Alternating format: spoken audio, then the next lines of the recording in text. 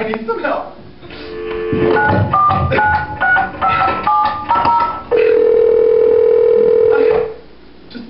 Just a moment. Hello and welcome to the mental health hotline.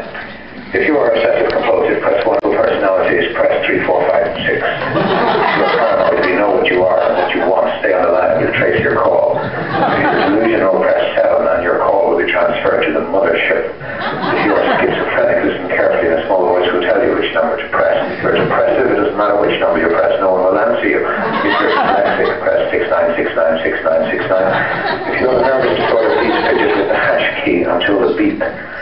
After the beep, please wait for the beep. If you have a short-term memory loss, please try your call again later. All our operators are too busy to talk to you. Love sucks.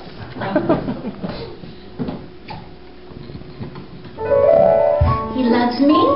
He loves me not. He loves me. He loves me not. He loves me. He loves me not. Tom is big and brawny with sensitivity. Dick is so romantic.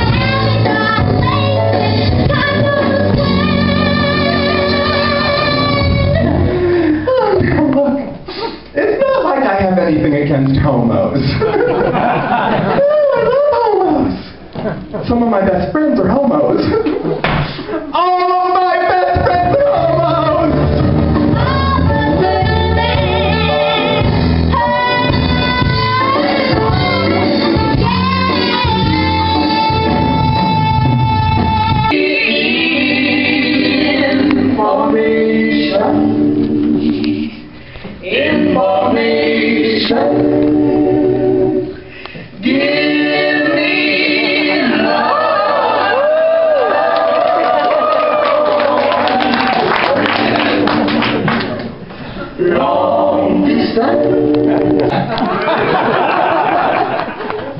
Mr. President?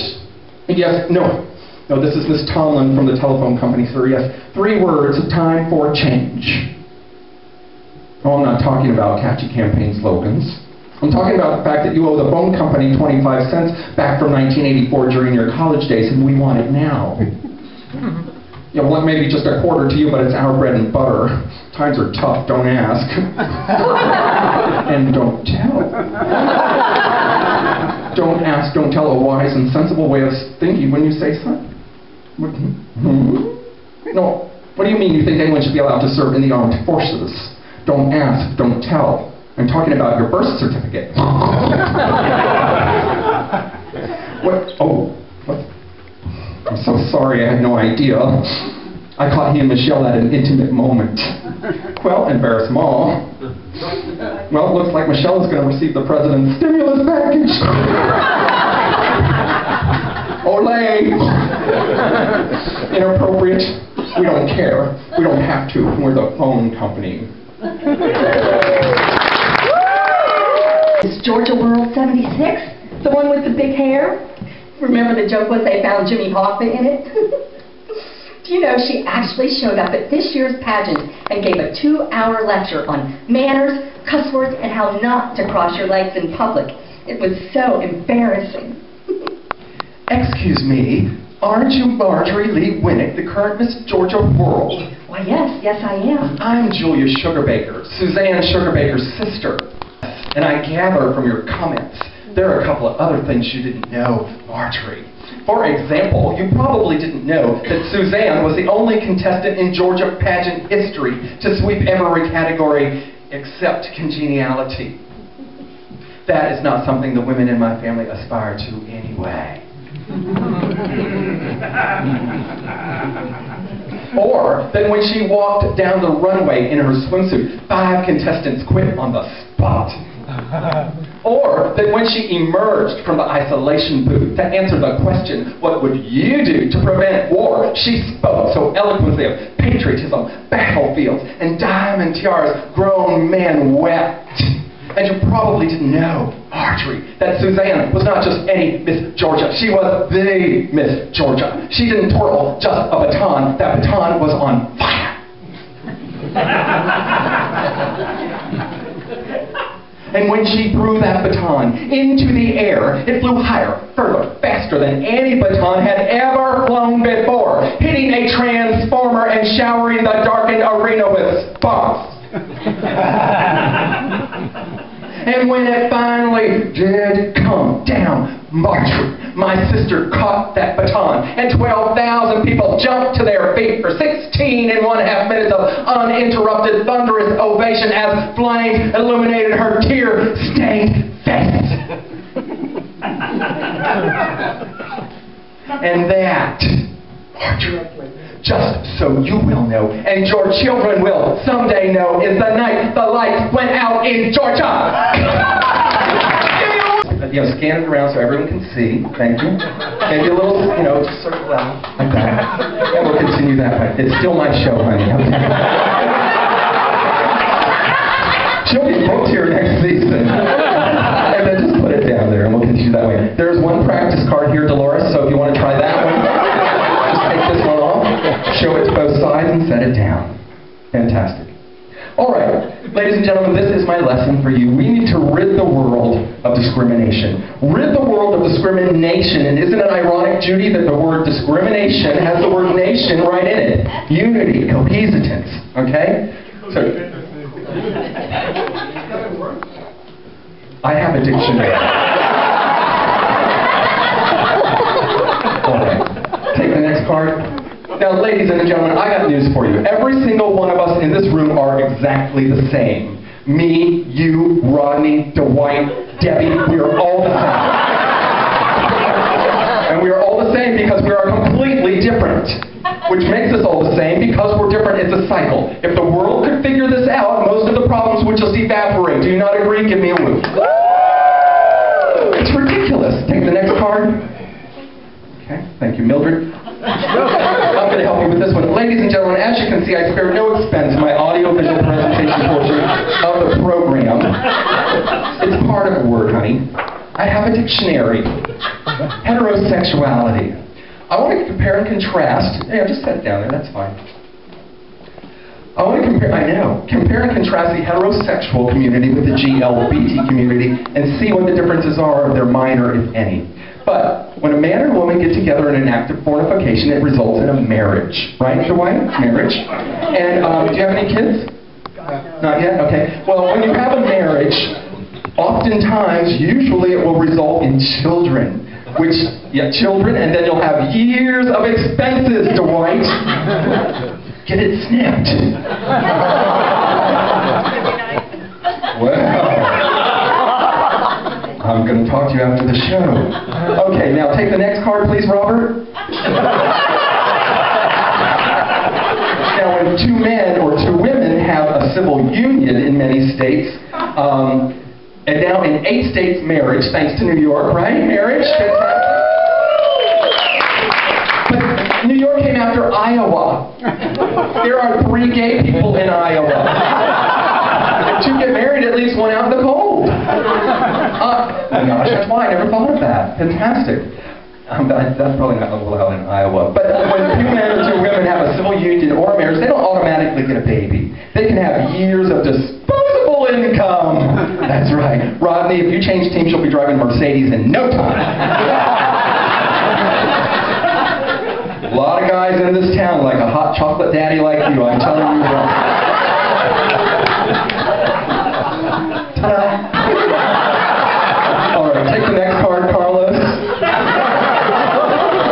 So that's the main difference between the GLBT community and the heterosexual community.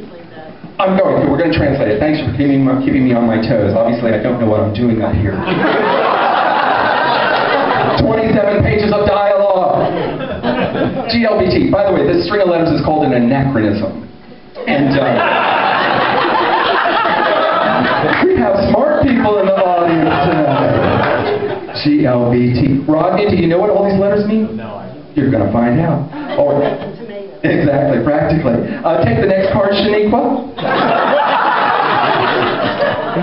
Okay, so G is for gay, ladies and gentlemen. G is for gay. And, you're on the streets of Provincetown, these pretty little girls in the back and stuff. You know what a gay guy looks like now, right? But where are you from over there, group? Connecticut. What if you were in Provincetown? What if you were in Connecticut? How would you pick out a gay guy or your classmates? We're going to show you how right now. Take the next card, John. Okay. These are gay guys. Ladies and gentlemen, gay guys. Ladies, they're usually naked. I don't know why. The gay guys just seem to be into that. But it's confusing because they're buff, they work out, and they're hot. Now, they're staring at each other. This gay guy, he's been working out. He's got scissors. He's a hairstylist. Right. If you'd ever had your hair done professionally, you would have gone to a...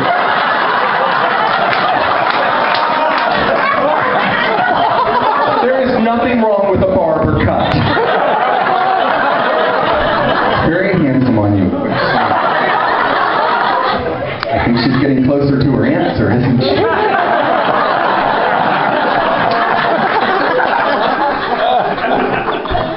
This gay guy's holding a flower. He's a florist.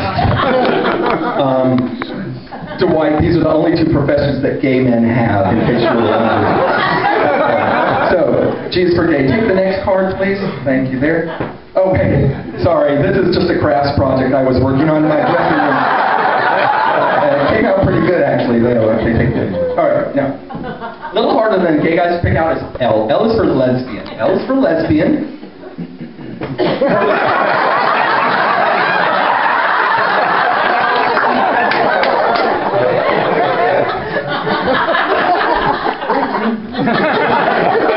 And how would you pick out a lesbian in a crowd if you were in Connecticut? Let's find out. Take the next card.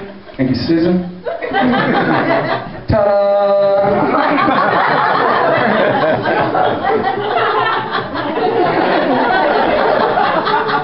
These are lesbians. There's only two types. This type of lesbian originated in Holland. They tend to wear slacks and simple tops. Ta-da,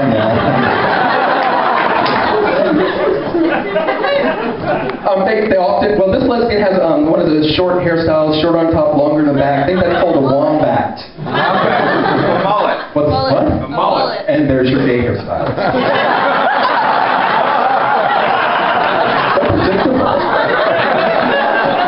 And she's holding a saw, duct tape, power tools. This is like lesbian jewelry. Okay? Power saw, you like electric appliances? Yeah.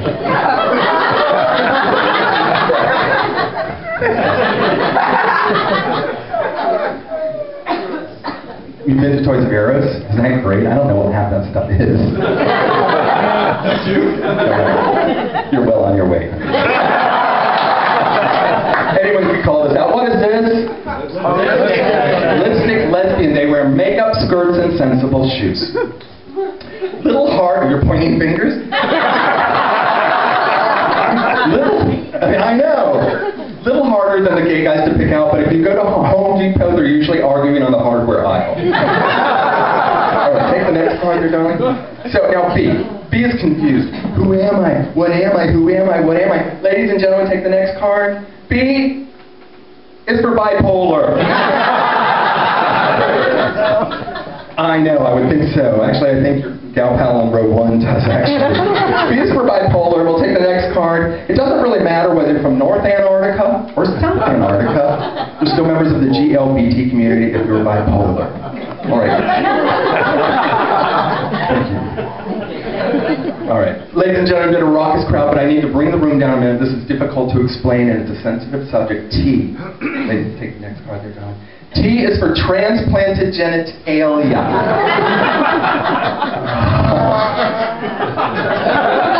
And I don't know if they get a donor and they snip and attach. Do you know how they do it? Yes, I do. Well, you've been to Toys R Us, so you probably do.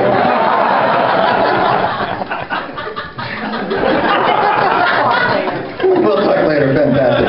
But, you know, there's a new terminology for the procedure that makes it easier to talk about amongst friends. The procedure is now called a Chaz Bono. Hey, did you hear? George is having a Chaz Bono.